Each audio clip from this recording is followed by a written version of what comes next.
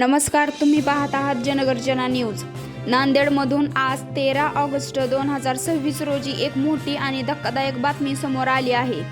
शिरोमणी अकाली दलाचे अध्यक्ष आणि पंजाबचे माजी उपमुख्यमंत्री सुखबीर सिंग बादल यांच्यावर नांदेडमधील एका गुरुद्वाराजवळ हल्ला झाल्याचे वृत्त समोर आले आहे। या घटनेनंतर महाराष्ट्रासह देशभरात खळबळ उडाली आहे। सुखबीर सिंग बादल यांच्या हाताला दुखापत झाली असून त्यांना उपचारासाठी नांदेडमधील खासगी रुग्णालयात दाखल करण्यात आले आहे। उपलब्ध वृत्तानुसार त्यांची प्रकृती स्थिर आहे। सुखबीर सिंग बादल हे शिरोमणी अकाली दलाचे प्रमुख आहेत।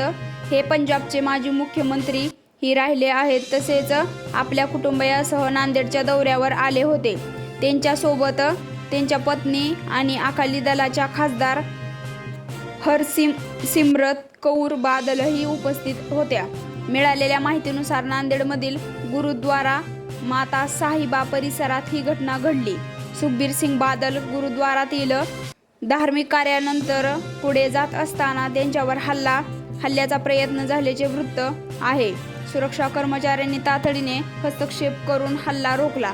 या घटनेत सुखबीर सिंग बादल यांच्या हाताला दुखापत झाली।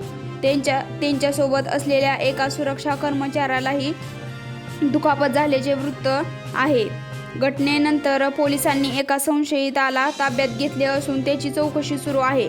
या हल्ल्यामागचे नेमके कारण काय आहे याचा तपास पोलीस करत आहेत।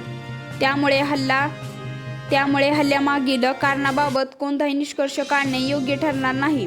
या घटनेची माहिती संपूर्ण समोर आल्यानंतर महाराष्ट्राचे मुख्यमंत्री देवेंद्र फडणवीस यांनी या प्रकरणाच्या चौकशीचे आदेश दिले आहेत। त्यांनी या घटनेचा निषेध करत शांतता, बंधुभाव आणि कायद्याचे राज्य कायम राहिले पाहिजे अशी भूमिका मांडली आहे। दरम्यान पंतप्रधान नरेंद्र मोदी यांनीही सुखबीर सिंग बादल यांच्या प्रकृतीची विचारपूस केल्याचे वृत्त आहे। या घटनेनंतर सुखबीर सिंग बादल यांच्या सुरक्षेबाबतही प्रश्न उपस्थित झाले आहेत। महत्त्वाची बाब म्हणजे सुखबीर सिंग बादल यांच्यावर यापूर्वी हल्ल्याचा प्रयत्न झाल्याचे वृत्त आले होते। डिसेंबर 2024 मध्ये अमृतसरच्या सुवर्ण मंदिर परिसरात त्यांच्यावर हल्ल्याचा प्रयत्न झाला होता।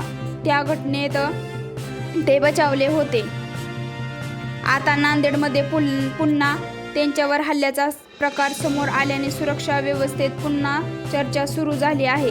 मात्र नांदेडमधील आजच्या या घटनेत नेमका हल्लेखोर कोणत्या कारणामुळे हा प्रकार केला, त्यामागे कोणाचा सहभाग आहे किंवा काही मोठे षडयंत्र आहे का, याबाबत अधिकृत तपास पूर्ण होईपर्यंत कोणतीही अप्रमाणित माहिती पसरवणे टाळणे महत्त्वाचे आहे।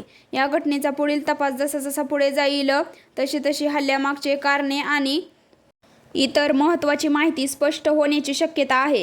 ही बातमी नांदेडमधून आजची मोठी बातमी आहे।